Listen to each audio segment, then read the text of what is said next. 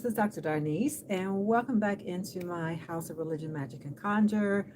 And what I want to come on and talk about today during these early days of Black History Month is some Black books, some Black authors, some Black literature, and whatnot. So y'all probably know I love books, and I'm obviously, I'm a professor, so I'm obviously reading and assigning books all the time. So I thought, something that I would do for the channel is come on here and talk about some of our some Black books. And over the course of time, I mean, I've already talked about some, lifted some up, so some might be, repetition, but there'll be a good reminder for you. I did want to show you this thing. I might have shown this before when I was in New York over Christmas. Yeah, Christmas 2021. I went into the store and they had these candles, this James Baldwin candle, y'all. I was like, what? They have a James Baldwin. And so they talk about him as a saint, right? So how to use this candle.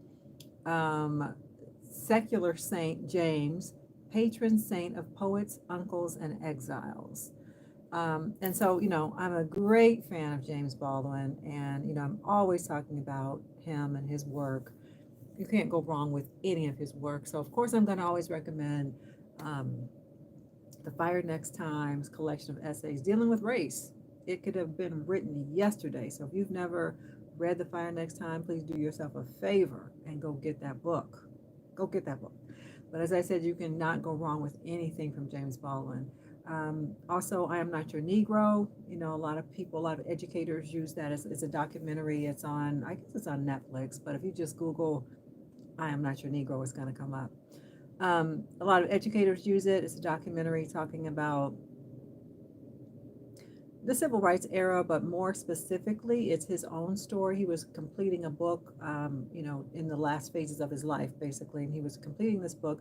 But the book was about how to deal with the fact that his friends had been assassinated, right? So Martin Luther King Jr., Malcolm X, and Medgar Evers.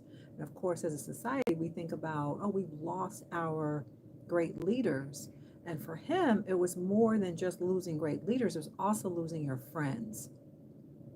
And so what do you do when you're losing your friends like that? So the documentary takes us through the civil rights era, and, shines a spotlight on those three, Martin, Malcolm, and Medgar Evers. And so it's why educators use it, because it does a great job. There's a companion book to that as well, but it's pretty much just following, it's almost like a transcript of the documentary. So you could have that as well and maybe give to some younger kids or something to follow along with the book. So, yeah, like that. What else do I want to share with you? I have a whole pile here, and probably I should do like part 2, part 3, all through Black History Month. I might do that, but we will see. Let me see. Where do I want to start? I guess I'll start with some religion and conjure stuff because that's where we are on this channel.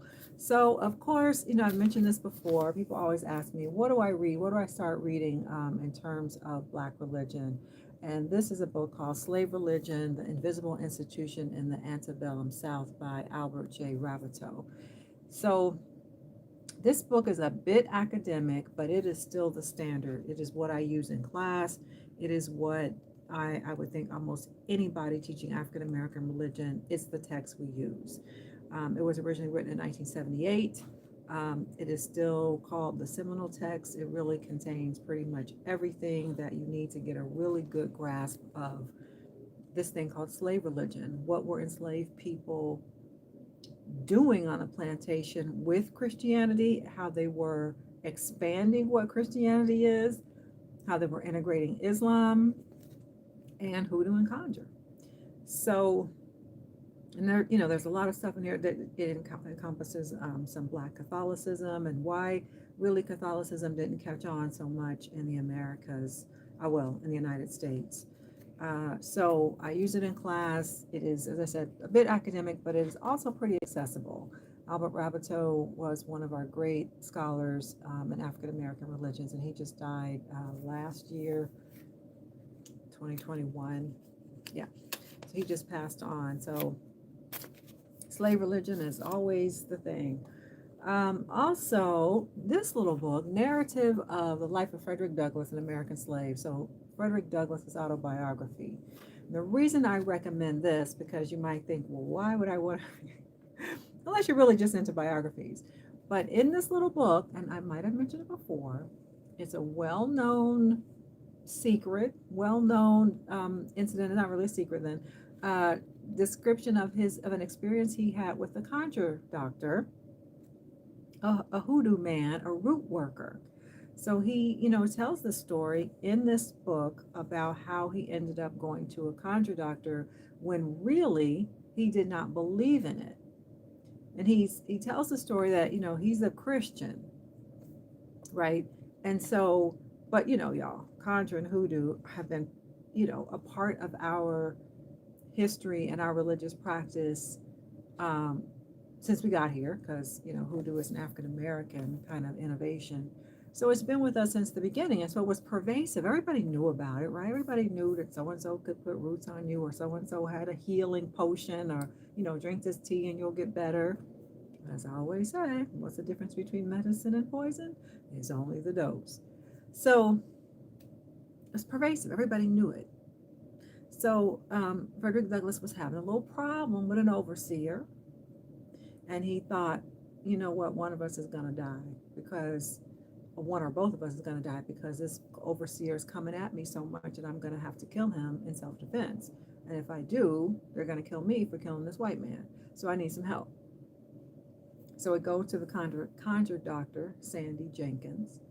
And Sandy Jenkins gives him what seems to be a mojo bag, some kind of little satchel, and says, keep this on you, and that man won't be able to touch you. So, and that's the way it went down. The guy wasn't able to come at him anymore. And so that's why I recommend this. It's such a slim volume, and you could easily share it with somebody else, a younger person in the family, to get to know something more about Frederick Douglass. So that's my other suggestion. Now, these other two I have not actually read, y'all, because you can even see I got books galore. There's some more books over here I should probably even talk about. But I just want to share them with you in case maybe you wanted to get them. A Secret History of Memphis Hoodoo, Root Workers, Conjurers, and Spirituals by Tony Cale. And so, this lets us see, again, how pervasive the practice of hoodoo has been for African Americans all over, right? Sorry, the ring light is on there.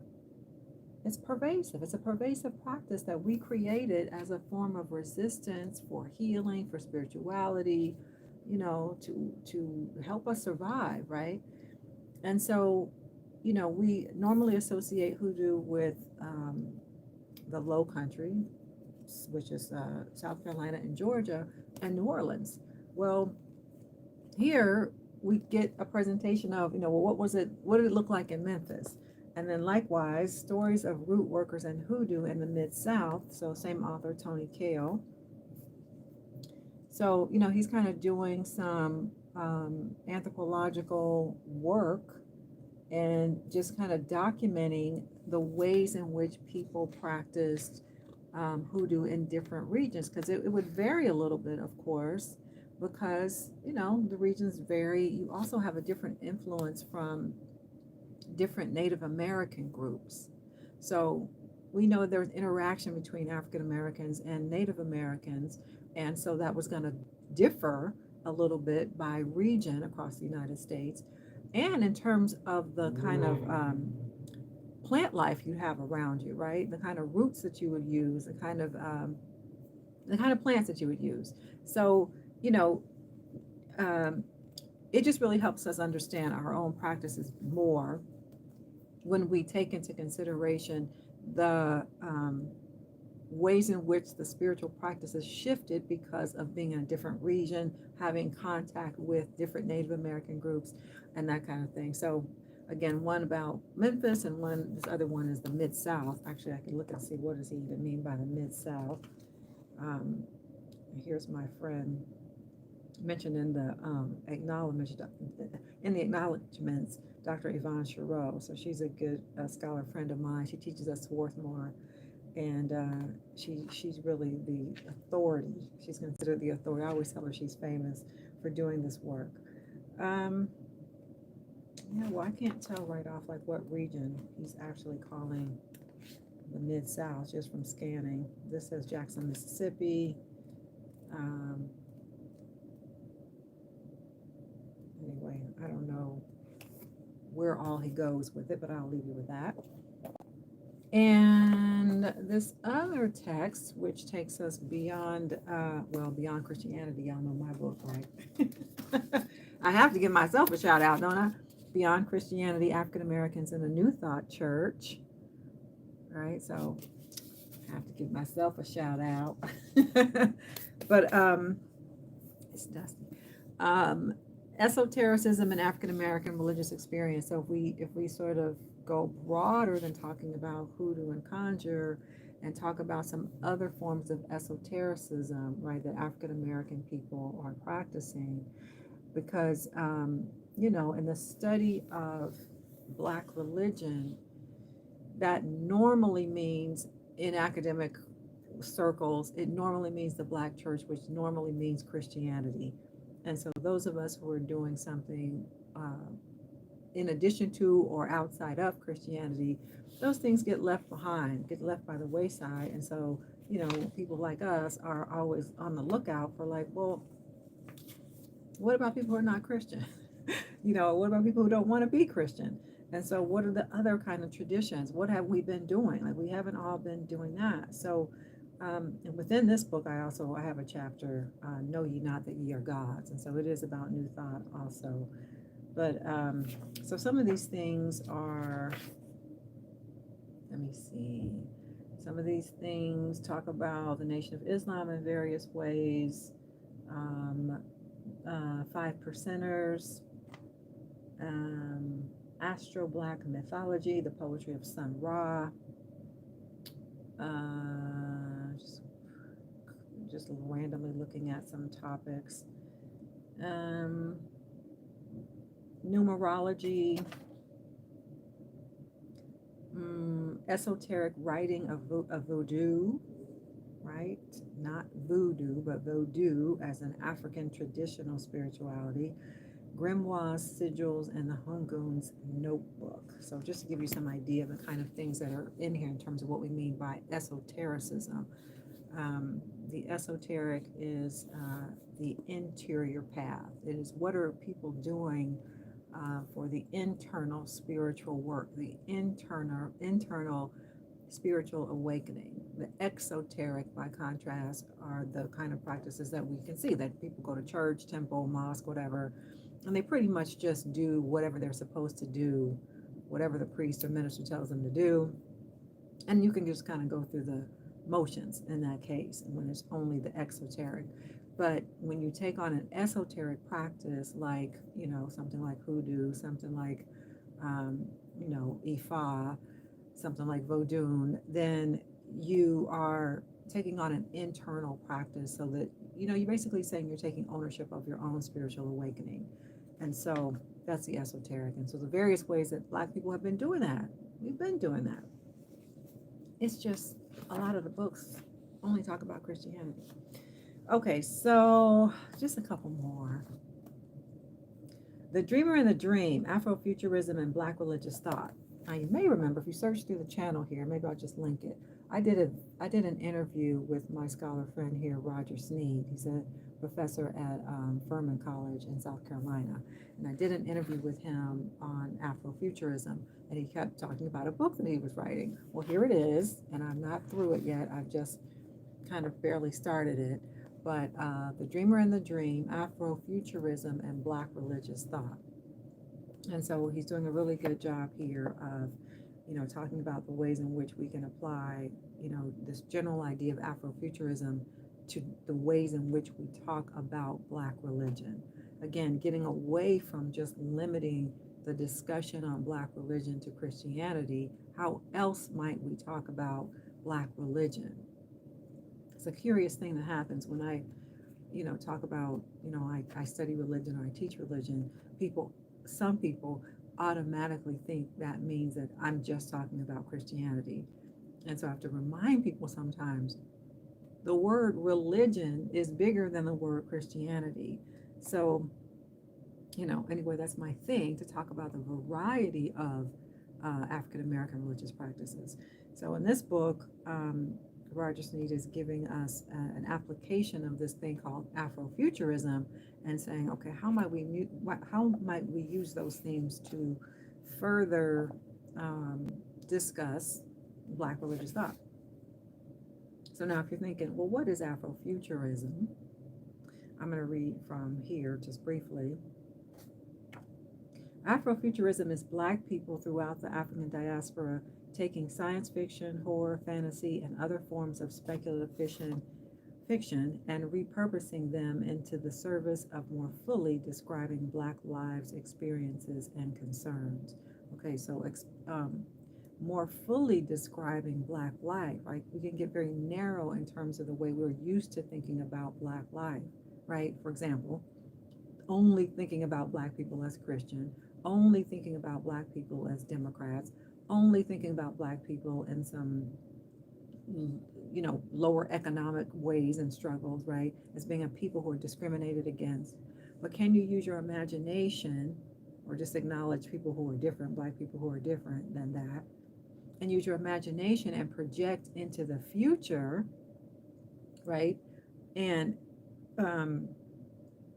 thereby creating themes, literature, film, etc., in the genre of science fiction, horror, fantasy, and other forms of speculative fiction.